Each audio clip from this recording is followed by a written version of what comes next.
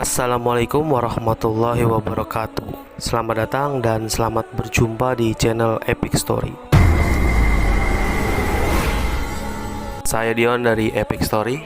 Pada kesempatan ini saya akan membawakan sebuah kisah dari seorang pahlawan muslim yang menjadi pemimpin para syuhada di surga, memiliki julukan sang singa Allah dan Rasulnya, sang pahlawan Badar yang akhirnya syahid di medan Uhud, seorang pembela Rasul dan penegak agama Islam di Mekah. Dia adalah Hamzah bin Abdul Muthalib. Hidup bukan sekedar berapa panjang usia kita, namun seberapa berkah usia itu dapat kita gunakan untuk melakukan kebaikan. Apalah arti usia yang panjang jika penuh lubang? Sekali waktu diisi dengan kebaikan dan sekali waktu diisi dengan kemaksiatan. Kita tidak pernah tahu seberapa panjang Allah memberikan usia kepada kita. Maka sebab itu, isilah waktu kita dengan kebaikan. Seperti kisah yang akan saya ceritakan tentang sahabat sekaligus paman dari Nabi kita Muhammad SAW, yakni Hamzah bin Abdul Muthalib, pemimpin para syuhada di surga, memiliki julukan sang singa Allah dan Rasulnya, yang julukan tersebut disematkan langsung oleh Rasulullah SAW, sang pahlawan Badar yang akhirnya syahid di medan Uhud. Dikisahkan Hamzah bin Abdul Muthalib yang baru saja pulang berburu sangat marah mengetahui keponakannya yakni Nabi Muhammad SAW disakiti dan dicaci oleh Abu Jahal. Hamzah langsung menuju ke Darun Nadwah, tempat berkumpulnya para petinggi Quraisy. Ketika Hamzah sampai di sana, Hamzah langsung menghampiri Abu Jahal dan memukulnya secara bertubi-tubi dengan menggunakan busur yang sedang dibawanya hingga Abu Jahal tersungkur dan berdarah. Hamzah berkata, "Beraninya kau mencaci maki keponakanku, padahal saat ini aku sudah memeluk agamanya. Saat ini kata-kata dia adalah kata-kataku juga, dan sakitnya dia adalah sakitku juga." Hardik Hamzah kepada Abu Jahal. Muhammad, when I hunt the desert at night, I know God is not kept in the house. Seluruh petinggi Quraisy sangat terkejut dengan keberanian Hamzah. Mereka semakin terkesima ketika Hamzah yang dengan amarahnya tiba-tiba mengucapkan kata-kata yang sangat mengagetkan, bahwa dirinya adalah seorang pengikut Nabi Muhammad SAW. Asyhadu alla ilaha illallah. Inilah peristiwa Islamnya paman Nabi, seorang yang tak gentar menghadapi orang-orang yang merendahkan agama Allah dan Rasulnya, yang berjuluk singa Allah dan Rasulnya. Dialah Hamzah bin Abdul Muthalib, sang singa Allah dan Rasulnya. Keluarga besar Abu Jahal segera bertindak, melindungi dan akan membalas.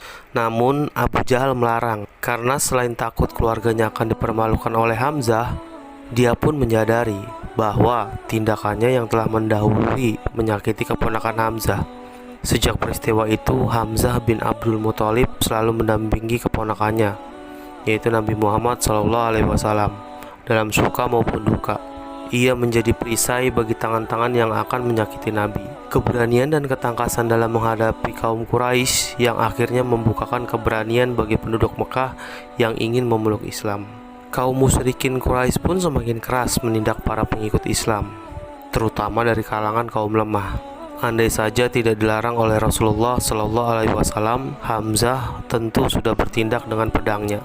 Hamzah yang tak kuasa menahan diri dari tindakan bengis Quraisy itu sangat mematuhi petuah keponakannya, Rasulullah SAW, yang selalu memintanya agar bersabar sekalipun harus menjalani hidup dengan penindasan, terutama ketika kaum Quraisy memboikot Nabi dan keluarga besar Bani Hashim yang berlangsung selama 3 tahun lamanya. Sayyidina Hamzah berkata, "Andai saja Rasulullah tidak memerintahkan kita untuk bersabar, maka akan aku datangi Quraisy yang memboikot kita, dan akan aku robek kertas kesepakatan pemboikotan itu." Pada saat hijrah ke Madinah, Sayyidina Hamzah pun mentaati dengan sepenuh hati, sekalipun sebenarnya beliau mampu menghadapi kaum Quraisy di Madinah. Sayyidina Hamzah bersama kaum muslimin hijrah ke Madinah untuk membangun kota Madinah dan digunakan sebagai basis dakwah Islam. Saat para muslimin Mekah hijrah ke Madinah, banyak harta dan rumah mereka yang dirampas oleh kaum Quraisy Mekah. Setelah sampai di Madinah, pada saat itu Sayyidina Hamzah pun ditunjuk Rasulullah SAW untuk memimpin ekspedisi pengintaian di jalur dagang Quraisy. Dan pada tahun kedua Hijriah, kaum muslimin bermaksud mencegah kafilah dagang Quraisy dan mengambil kembali hak mereka yang telah dirampas oleh kaum musyrikin Quraisy. Ternyata hal tersebut sampai di telinga Abu Jahal dan menjadi kesempatan yang sangat besar bagi Abu Jahal untuk mengobarkan api peperangan dengan umat Islam di Madinah. Di saat memanasnya situasi antara kaum Quraisy Mekah dengan kaum muslimin di Madinah, tatkala itu turunlah wahyu Allah yang melalui malaikat Jibril yang isinya mengizinkan kaum muslimin untuk berjihad di jalan Allah. Hamzah bin Abdul Muthalib pun ditunjuk Nabi sebagai salah satu komandan perang. Peperangan sengit pertama dalam Islam yang dikenal dengan Perang Badar, sekitar 313 pasukan muslimin melawan hampir 1000 personil musyrikin Quraisy. Perang yang diawali dengan perang tanding ini kemudian meletus dengan sengitnya. Sayyidina Hamzah berhasil membunuh tokoh Quraisy yang paling membenci Nabi, yaitu Utbah bin Rabi'ah dan putranya serta adiknya. Hingga akhirnya kaum muslimin berhasil memenangkan perang Badar secara gilang gemilang. Hamzah bin Abdul Muthalib menjadi pahlawan perang Badar pada saat itu. Sejak perang Badar, beliau tidak lagi disebut sang pemburu singa, selain karena keberanian dan ketangkasan dalam peperangan, juga karena kegigihannya membela agama Allah dan Rasulnya. Sehingga saat ini beliau dijuluki singa Allah dan Rasulnya. Perang Badar menorehkan kesedihan bagi kaum Quraisy di Mekah. Nama Hamzah disebut-sebut sebagai biang dari kemalangan kaum Quraisy. Aroma dendam merebak di Mekah.